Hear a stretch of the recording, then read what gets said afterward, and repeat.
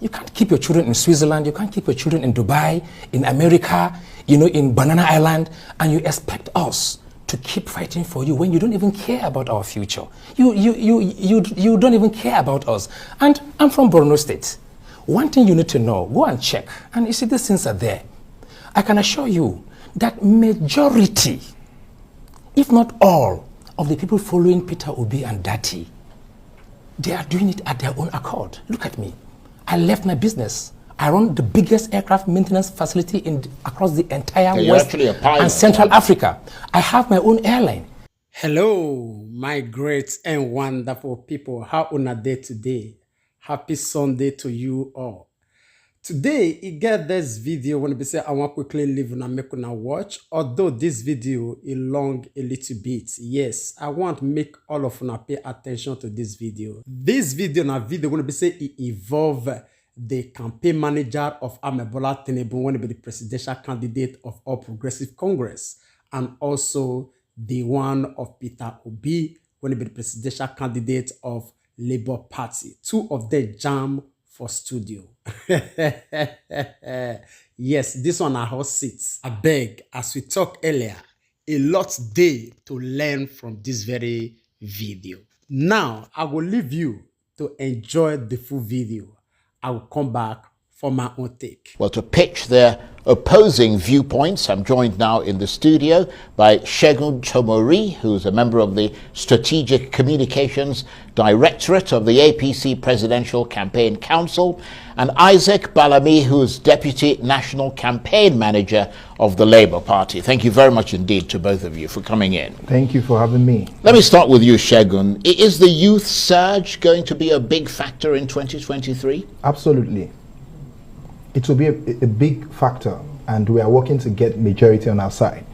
Well, tell us why you think it'll be a big factor.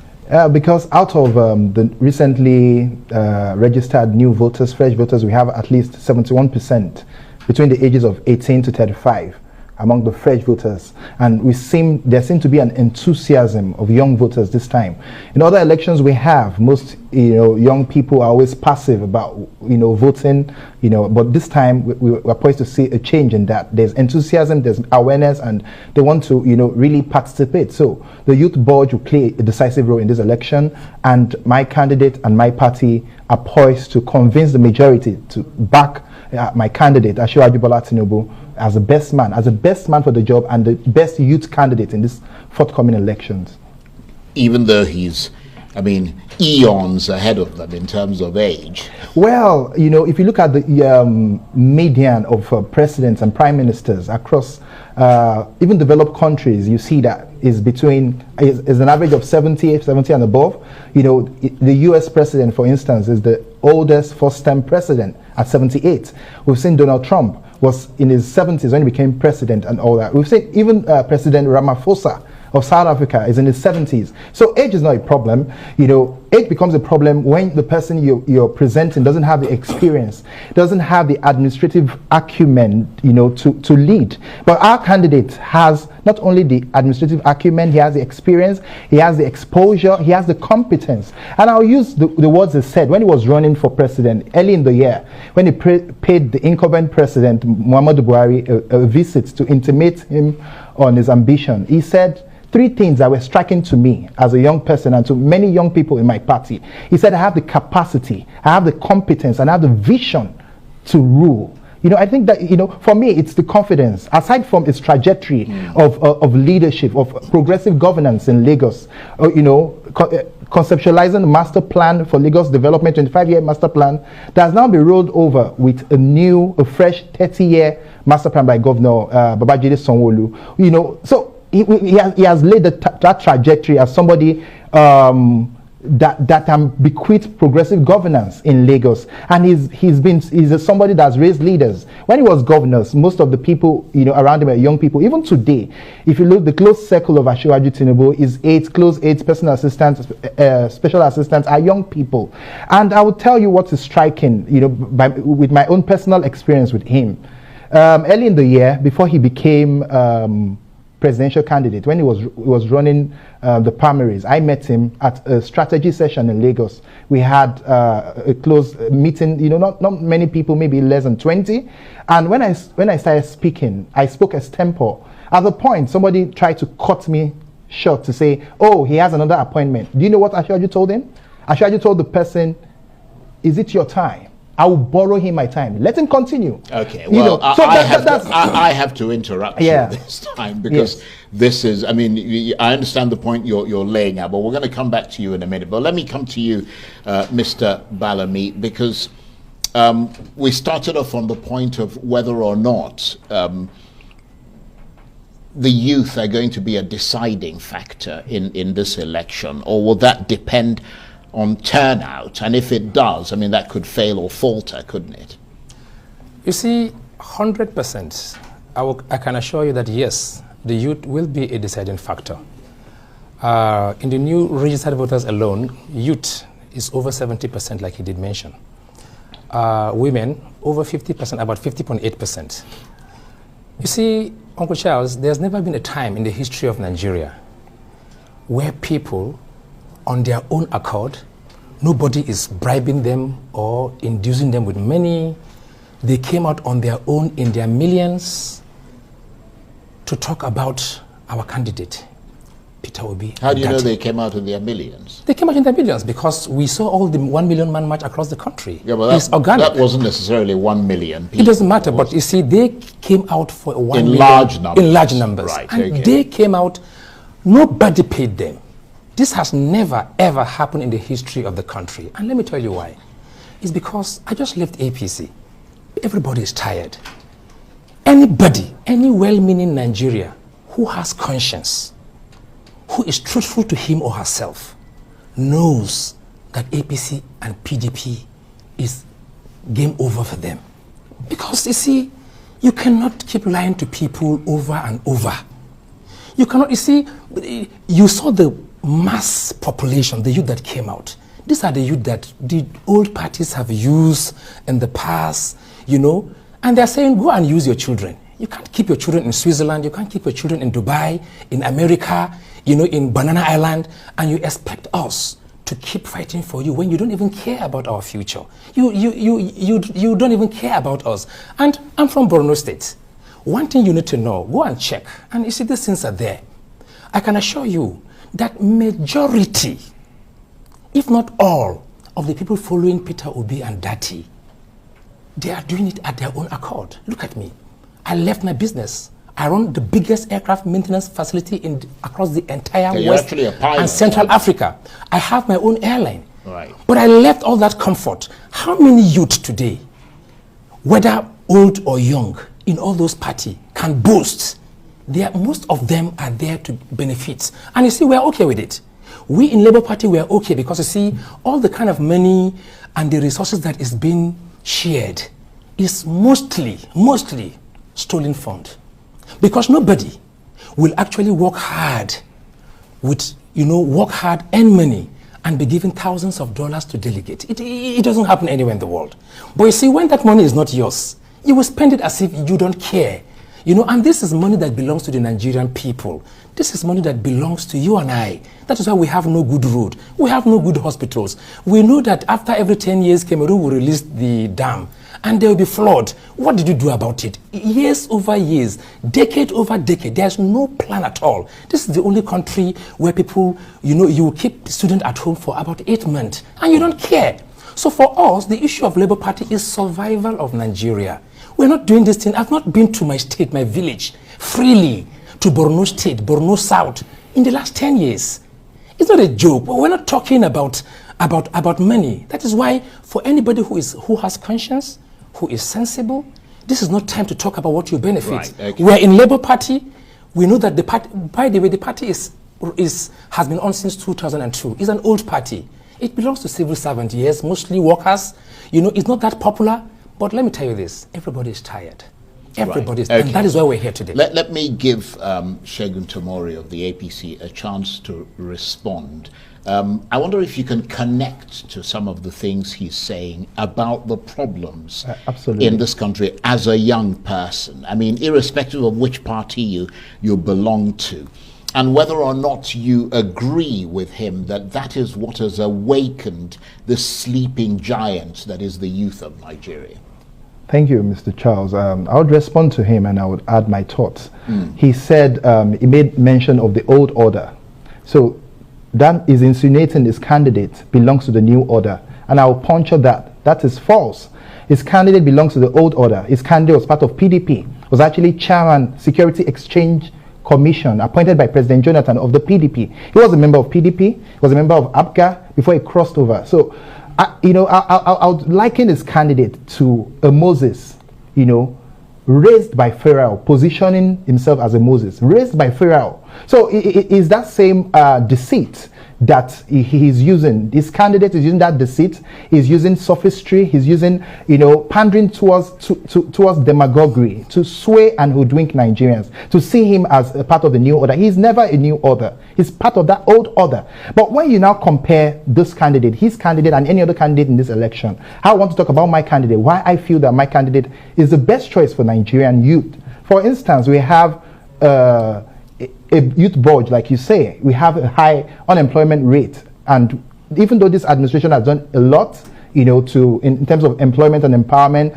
the Empower program, the different youth programs. For instance, in the Ministry of Youth and Sports, I know that there are a lot of empowerment programs like cybersecurity training, in collaboration with Allogen, that just trained 31,000, and they're scaling it up. I attended the program 2 days ago, and the minister said, they are trying to scale that up to at least 250,000 more people. You have the DEAL program, digital entrepreneurship, empowerment, and leadership scheme. The DEAL has empowered and trained, tens of thousands, if not close to hundreds of thousands, but it still pales into insignificance when you compare it with Nigeria's population. The youth population in Nigeria is estimated to be around 130 million. About 65% of Nigerian population is said to be youth. So despite the interventions of the present administration in different areas, including credit facilities for SMEs, I saw that at least over 712,000, Nigerians have benefited from the targeted credit facility of the CBN in the aftermath of the COVID-19 pandemic. I've also seen that over close to 225,000 Nigerians have benefited from the MSMEs Development Fund, but still, it seems like it's a drop in the ocean, because the Credit Bureau Association of Nigeria, for instance, said 4% of Nigeria's MSMEs have access to credit, which means there's a lot of work to do. And Asiwaju Tinibu understands this, and that's why we are backing him. For instance, Asiwaju Tinibu plans to create industrial zones, major and minor industrial zones across the 6 geopolitical zones that will harness, resources that each region have comparative advantage. For instance, in the North Central, for instance, solid minerals will be our focus, will be the focus of President Bola Tinubu, harnessing it, exploiting it in collaboration with the private sector, to create jobs for Nigerians.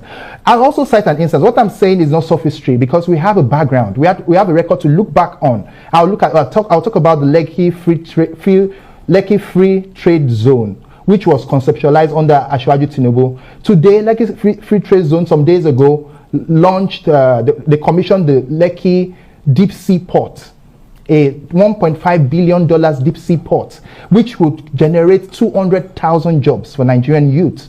And we also have the Dangote refinery, which also generates several thousands of jobs and all that. So imagine a country, a president, like Asiwaju Tinubu, that creates that kind of zones in every geopolitical zones, brings private sector, liberalize whatever bottlenecks, maybe bureaucratic bottlenecks, legal bottlenecks, to ensure that ease of doing business is incentivized by government and all that. So those are part of the initiatives, Okay. And I can go on and on. No, I know you can go on, but we have to give him a chance to come in. And Mr. Balami, obviously he was talking about the things he sees his party, the APC, the candidate, aiming to do for Nigerians? Obviously, it's a promissory note. It hasn't happened, but he's saying, look at what we've done, and therefore, you know, draw your conclusions from that. What is the Labour Party's message to the youth? Because a lot of what he was saying, Mr. Tomori was saying, is directly aimed at the youth, because they're the ones who need those jobs. You see, let me just tell you this. You see, anybody who says that Peter Obi is an old order, the person knows his self-deceit is lying to him or herself. It's obvious. I mean, go and check it out. Let me just tell you this, sir. The Labour Party have Peter Obi and Dati. These are not people that are saying, it is my turn, it is my right. In fact, they acknowledge that the popularity in the last 3-4 months and the acceptability is not even their effort. They acknowledge that. And you can see there's no who in 2, 3, 4 months will have such level of followership. Let me tell you this. Nigerians are running through Obi and Dati. The other people feel it is their right. They feel this country belongs to them. They feel nobody can do it. They feel money can do it. But we have Obi and Dati saying, we cannot do this thing. Your children need to go to good schools. And they have proven it. Our vice president, this is somebody who, as a senator, former senator, he's built one of the biggest hospitals in West Africa. He has one of the most successful and accomplished based university, still counting. As an individual, he did that. His Excellency Peter Obi, hopefully by the grace of God, the incoming president, it is obvious. He never said he wasn't part of PDP or APC. He left because he couldn't stand it anymore. He said, Nigerians, it is your time to take back this country. He said, hold me accountable. You see, the problem is that we cannot do the same thing over and over and expect a different result. You and I agree that there's no difference between APC and PDP.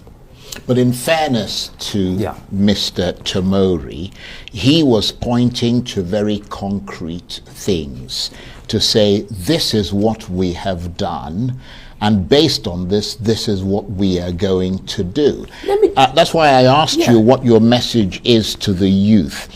Is that message that this country has been under attack from the old-style politicians who run the APC and the PDP, and that the youth need to join the political fight to save this country? Or are you actually going to say to them, this is what we, the Labour Party, are bringing to the table to transform your lives, rather than just criticizing what the other people have done? His Excellency Peter Obi, who, when he was a governor, today he is talking about consumption to production. You can see what he has done with even Innocent Motors. He believes in local content. Let me tell you what I've not actually told you before. You know what he did, the numbers of cars he allowed Innocent to produce. Today, Innocent is doing so well because of that push by the state government. He paid him upfront and demand delivered. Today, let me tell you this. I've not said this to anybody. Last year, December, His Excellency, our vice presidential candidate, Yusuf Dati, was to send his private jet to UK for annual maintenance. Then he heard that there is a company in Lagos doing maintenance. This man is a Fulani man. I'm a Christian from Borno State. He never asked what is this guy's tribe or anything. He said if there's a local company doing it, he asked the captain to suspend the flight plan. He said, fly my aircraft to Nigeria. I was told that a Nigerian company does this job. These are people that Peter Obi prove it with Innocent Motors, and he believes that we can move from consumption to production. He never denied that he is somebody who is into production, but he said it's better, it is the future. And Dati Baba Ahmed has proven it by taking job meant for the expatriate community in UK. That job alone fed about 20 families in Lagos State. I'm talking about high-paying jobs as aeronautical aircraft engineers. These are the kind of people that we have doing this whole thing. And you see, he's talking about agriculture. He has broken it down already.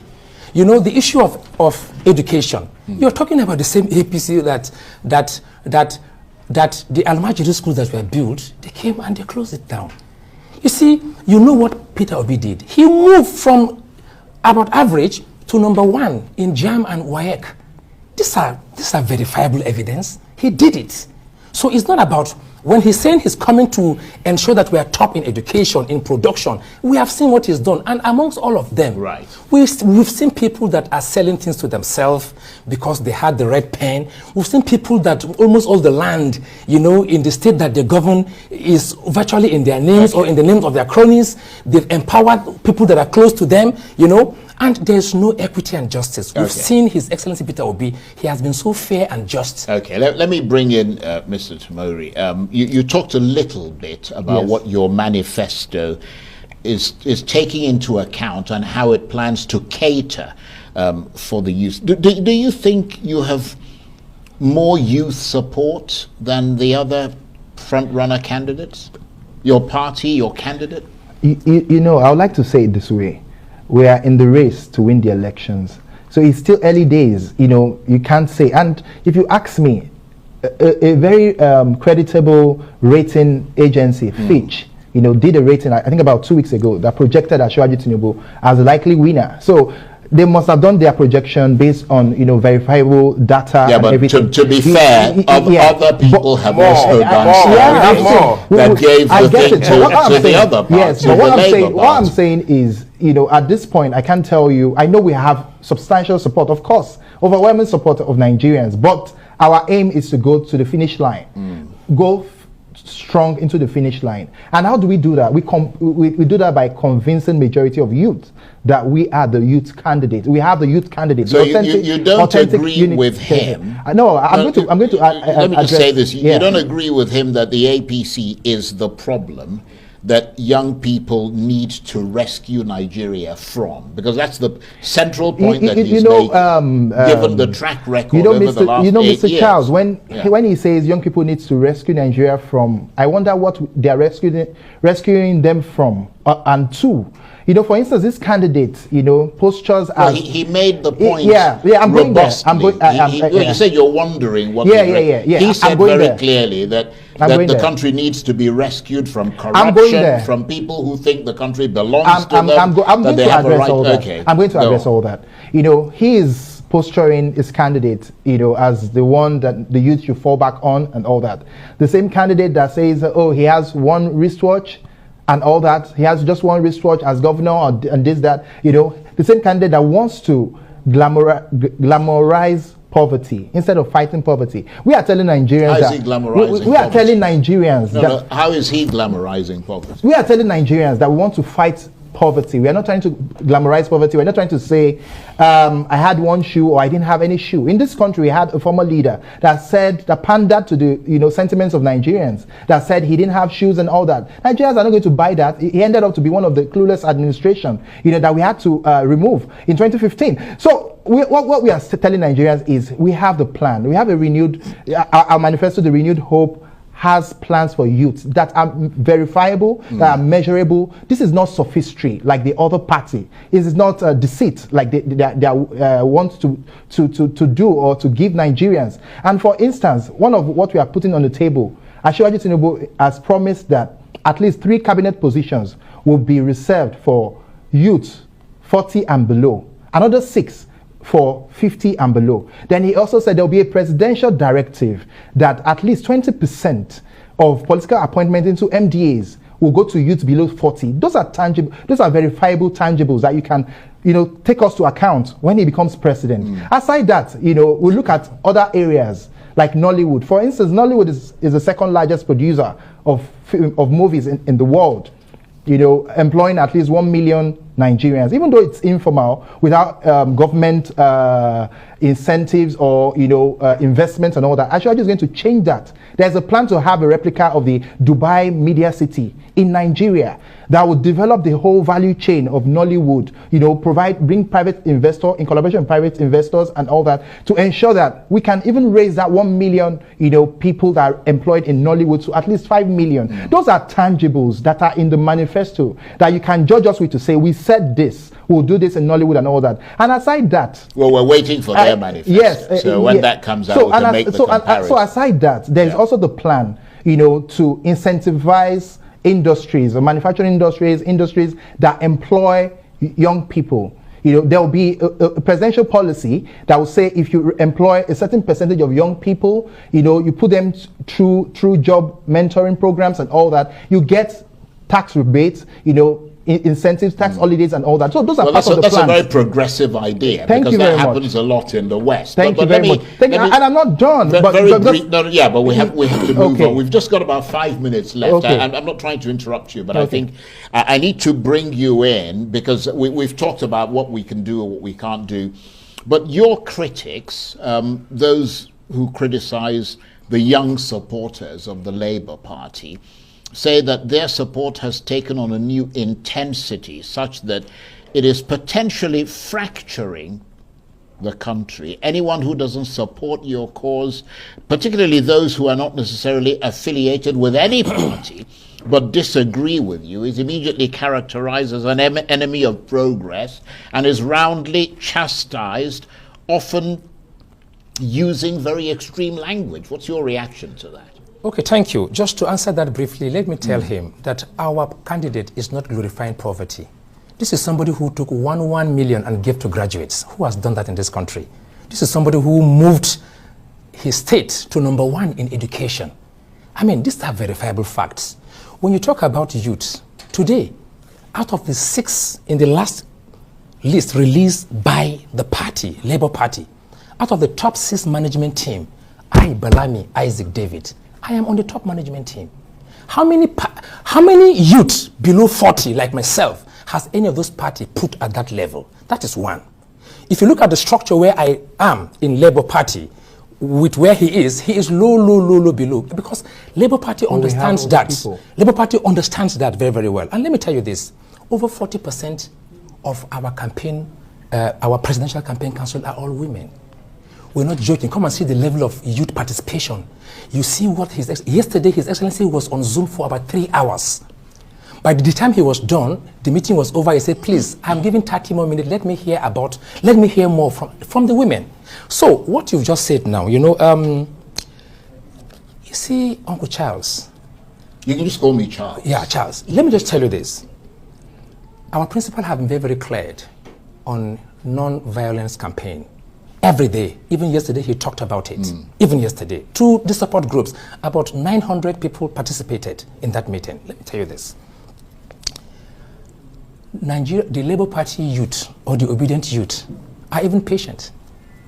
This is the only country. Go to what caused about the crisis in the Middle East. 5% increase of bread alone will cause problem. You kept them at home. This same APC kept our youth at home for 8 months, and they want them to clap for them. So you think they have a right to be angry? They have the right to be angry. Yeah, but not to attack. No, they're not attacking. Let me tell you this. No, but to be APC, fair, they're not physically attacking. They're not attacking physically. But they are attacking people. Let me just tell you this, Charles. On the internet. APC did a casket on social media. APC did a casket of President Goodluck Jonathan. Yeah. Has Obedient done that to anybody? Even when they are going for medical treatment. Have we done that? Yeah, but they are pitching this political fight as an apocalyptic battle between good and evil. They are only scared. They are only scared. And surely you must see that when you do that, when you pitch the battle as this is good, this is evil, it employs the kind of language that could be used to incite people. Let me just tell you this. Our principal is clear about non-violence. Even yesterday, he talked about it to about 800 conveners of support groups. He was explicit about it. I'm sure he doesn't support. But let me just tell you this. What I'm saying is that these people in APC, you see, they expect Nigerian youth to clap for them, despite 33% people are on the street without jobs. Despite all the hardship, you're a poor person, they kidnap you, or they kidnap your loved ones. Even when you want to build a seat, you are even going against the law. So many things is just wrong. Nigerian youth are even patient. I have never seen youths in the world that are this patient. Let me tell you this, APC did worse to PDP. Anywhere you see PDP or APC gathered, they're only discussing Peter Obi. Let's be realistic. I've bumped into their meeting not once, not twice. They know, because everything is organic. Do you know that we went to Nasarawa, the venue, which is illegal, right? The venue for Nasarawa rally flag off.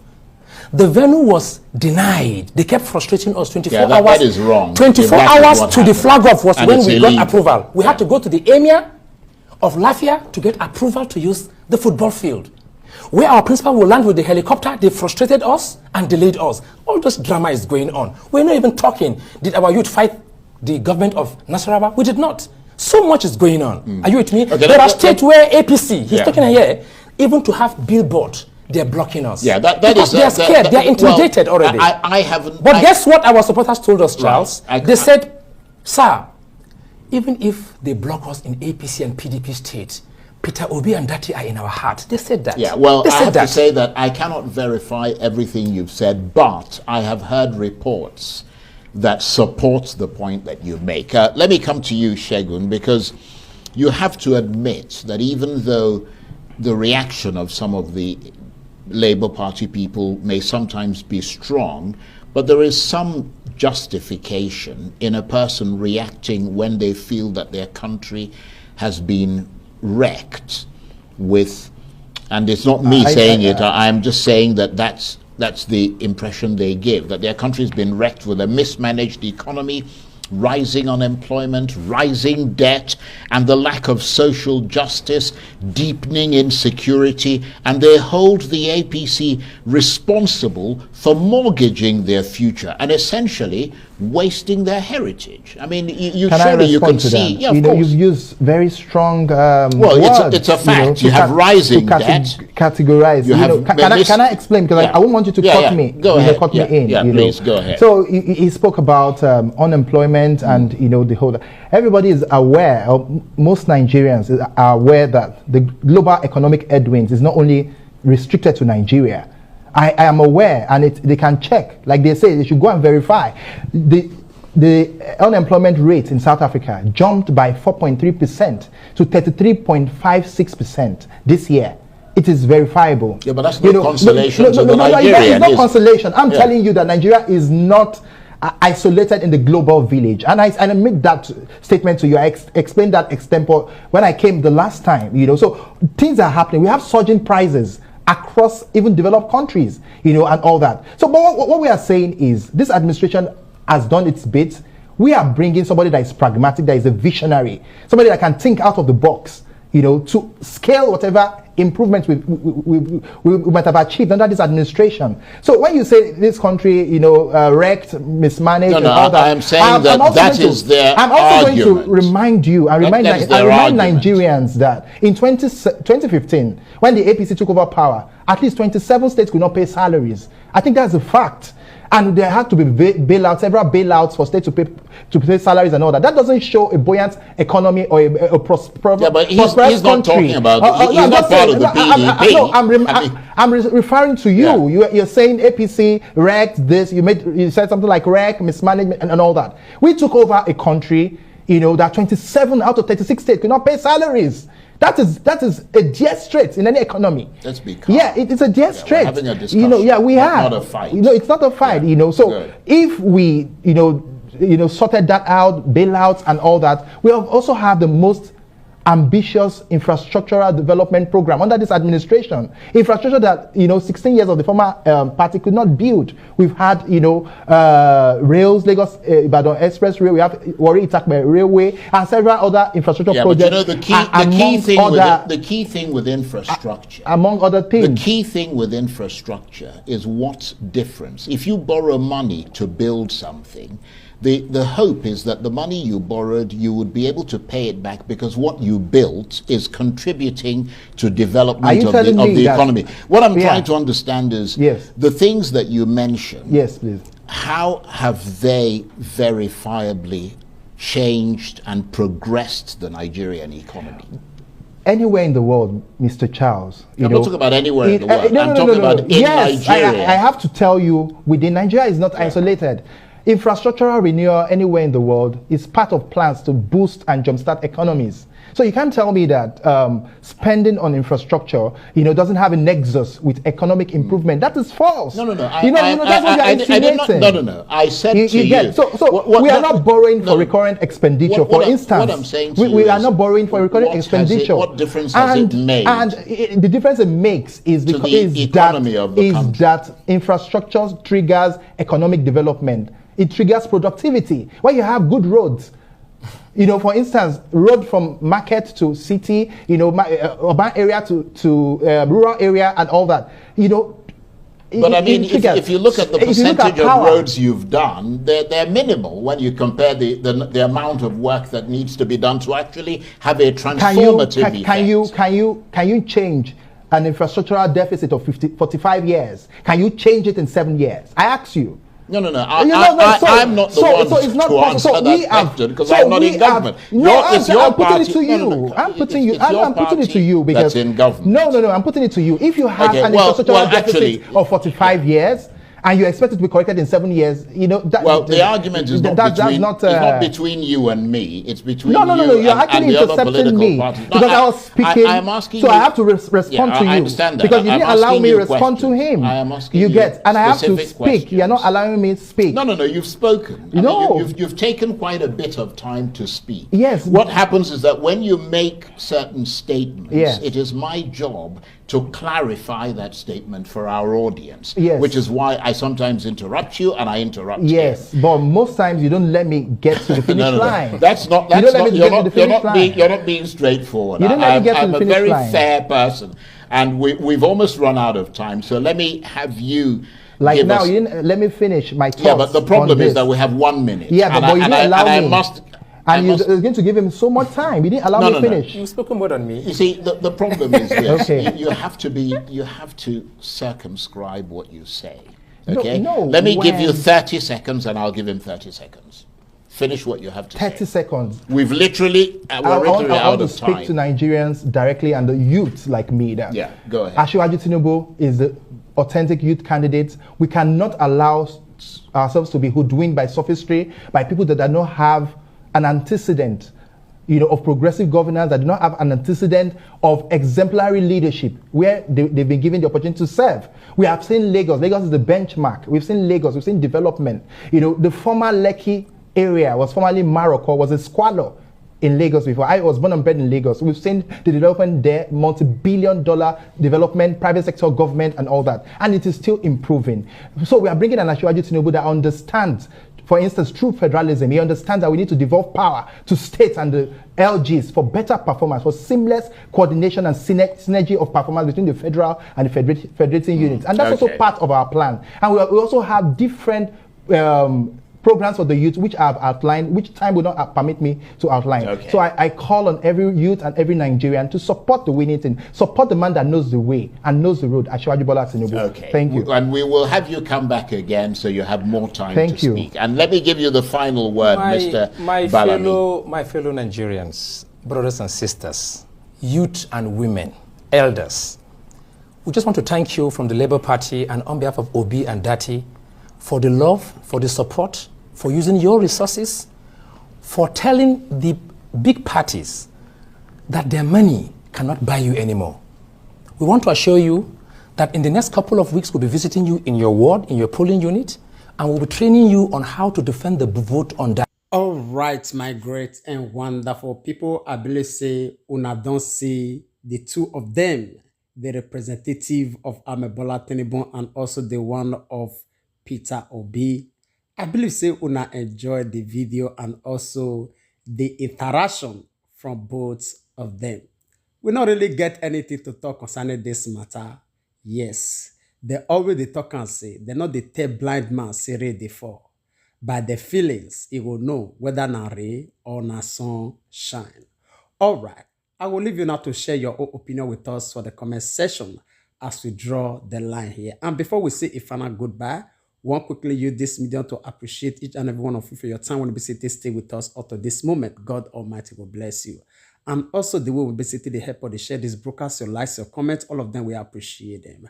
I will make not forget to help us share this very once to the face stage our brothers and sisters all over the world, because we believe on one thing, say information, not power. And as we do so, God Almighty will bless you. We'd like to draw the conclusion of this program here. We'll see you again when we see you. Remember, we love you all. Bye-bye.